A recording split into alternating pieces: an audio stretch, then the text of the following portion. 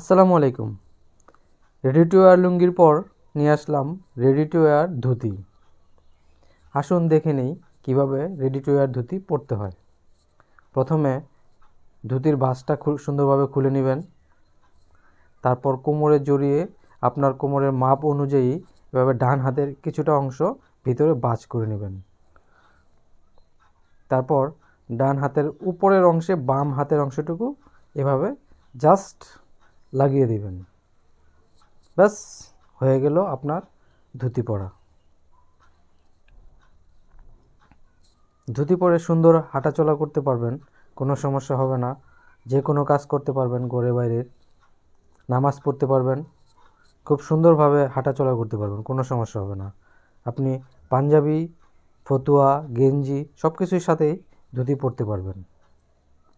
তো ভিউয়ার্স, এটাই ছিল